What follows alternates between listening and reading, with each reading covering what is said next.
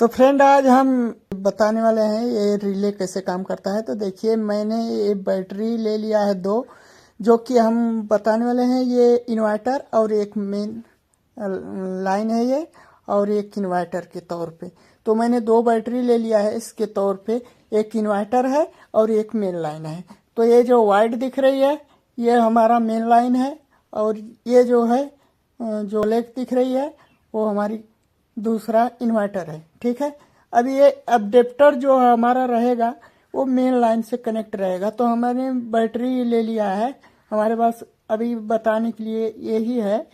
तो हमने 12 वोल्ट की बैटरी ले लिया है इसको रिले को ऑन कराने के लिए। देखिए जैसे मेरी लाइट कटती है, देखिए तो अभी मेरी लाइट कट गई। अब देखिए यहाँ थोड़ा ढीला है, तो ये इन्वर्टर से मेरा चलना शुरू से इन्वर्टर चलना चालू हो जाएगा। ठीक है, इस तरीके से इसका कनेक्शन होता है। और अच्छे से समझने के लिए मैं वो दिखाता हूँ बना करके।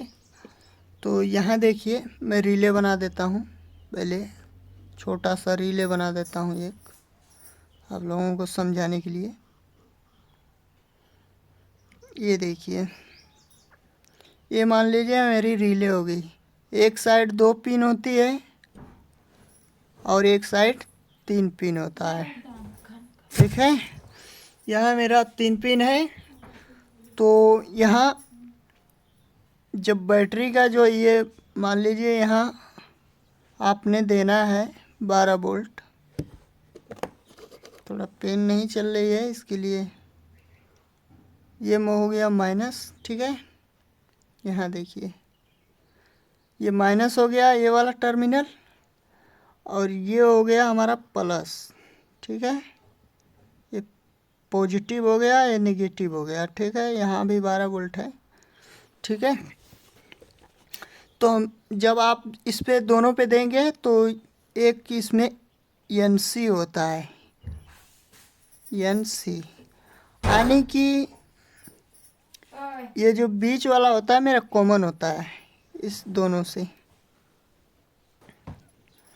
तो ये मेरा होता है, ये मेरा लोड के लिए होता है। ठीक है, ये बीच वाला लोड के लिए होता है। आप इस पे कॉन्टेक्टर लगा सकते हैं, लाइट लगा सकते हैं, कुछ भी इस पे यूज कर सकते हैं, बस मात्र 10 एम्पियर तक। ठीक है, 10 एम्पियर। ठीक है, 10 एम्पियर इस पे लोड दे सकते हैं, इससे ज़्यादा नहीं दे सकते हैं। तो आप समझिए आपको कितना लोड चलाना है, उसके हिसाब से आप कॉन्टेक्टर भी लगा करके इसको यूज कर सकते हैं। तो फिलहाल मैं आप लोगों को इसका कनेक्शन पहले बता देता हूँ। इन्वर्टर कैसे कटअप करता है लाइन जाने के बाद, इन्वर्टर कैसे ऑटोमेटिक चलता है। ठीक है, वो मैं चीज़ आप लोगों को बताने वाला हूँ। तो देखिए यहाँ मेरा अडेप्टर हो गया, चाहे 12 वोल्ट दे दिया किसी तरीके से आप लोगों ने। तो हमें देना कैसे है, इसको लाइन से देना है। ठीक है, लाइन से देंगे तो ये काम करना अच्छे तरीके से काम करेगा, जो कि आप लोगों को समझ में आ जाएगा। देखिए अभी मैं बताने जा रहा हूँ। तो ये देखिए मेरा एनसी है। एनसी का मतलब ये होता है कि ये मेरा क्लोज है। इसमें स्विच होता है इसके अंदर, आप समझ सकते हैं। देखिए ये जो होता है ना, ये वाला, ये इसमें लगा है इस टाइम। अभी बंद है, अभी मैंने 12 वोल्ट भी नहीं दिया है, जैसे हमारा करंट अभी नहीं है। ठीक है, तो इसमें ये लगा रहता है, इसमें चिपका रहता है। पत्ती होती है एक तरीके की, स्विच होता है। जैसे मान लीजिए स्विचिंग होता है, जैसे ही मैं 12 वोल्ट इसमें दूंगा ना तो ये तुरंत इधर आ जाएगा। समझ रहे हैं, ये स्विच कर जाएगा, ये बंद हो जाएगा, ये चालू हो जाएगा। तो इस तरीके से ये कॉन्ट्रैक्टर काम करता है। तो ये इसका कनेक्शन मैं बता देता हूँ, आप लोग समझ जाइएगा। तो ये मेरा एनसी हो गया, यानी कि कनेक्ट है। तो इस पर हमें देना क्या है, इस पर हमें इन्वर्टर का देना है। ये जो हमारा इन्वर्टर हो गया, ठीक है, यहाँ इन्वर्टर हो गया। ठीक, ये हमारा इन्वर्टर का लाइन हो गया। ठीक, ये हमारा इन्वर्टर का फेस हो गया, फेस लिख देते हैं। ठीक, अब हमारा बचा क्या है, ये वाला तो ये हमारा लाइन हो गया, यानी कि मेन लाइन। लाइन का यहाँ एक पॉजिटिव रहेगा, यानी कि फेस रहेगा, ठीक है। ये हमारा फेस हो गया, ठीक है। तो अब इसमें करना क्या है, देखिए आपने कनेक्शन कर लिया, आपको समझ में आ गया होगा। अब न्यूट्रल जो हमारा बचता है, न्यूट्रल एक लाइन का होता है न्यूट्रल, ठीक है। यहाँ देखिए ये लाइन का न्यूट्रल हो गया। अबे रुक जा, ये लाइन का हो गया और ये एक इन्वर्टर का होता है, ठीक है। तो हमारा दोनों न्यूट्रल जो आता है एक ही में कनेक्ट रहेगा। एक ही में कनेक्ट रहने के बाद तो देखिए यह हमारा लोड पे चल जाएगा, जो कि हमारा लोड चलता है ये डायरेक्ट इस पे चल जाएगा। अब इसमें एक चीज़ और है, अब ये हमारा काम कैसे करेगा, तो यहाँ एक एडेप्टर लगाना पड़ेगा, जो कि होता है एडेप्टर भी लगा सकते हैं, चार्जर भी लगा सकते हैं 12 वोल्ट, मतलब कि हमें चाहिए यहाँ देने के लिए। तो हमारा लाइन से भी इसको दे सकते हैं। लाइन से जैसे ही लाइन से इसमें एडेप्टर में देंगे न्यूट्रल और फेस, ठीक है। हमारा न्यूट्रल और फेस देंगे जैसे ही इसमें, तो आप समझ सकते हैं ये न्यूट्रल फेस मिलेगा तो एडेप्टर काम करेगा। यहाँ एडेप्टर काम करेगा, एक इधर हो गया और एक इधर हो गया, ठीक है। दोनों पे, दोनों टर्मिनल पे लगा देना है, समझ रहे हैं।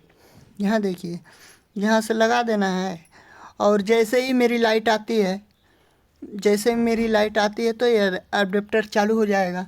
एडेप्टर चालू हो जाएगा तो यहाँ करंट देगा, तो ये हमारी रिले काम करना शुरू कर देगी। जब यहाँ हमारा 12 वोल्ट मिलेगा तो ये स्विचिंग कर जाएगा, ये जो हमारा पत्ती रहता है इधर आ जाएगा, तो हमारा स्विच हो जाएगा, किससे चलने लगेगा, लाइन से चलने लगेगा। अगर लाइट कट जाती है तो ये स्विच हमारा बंद हो जाएगा, ठीक है।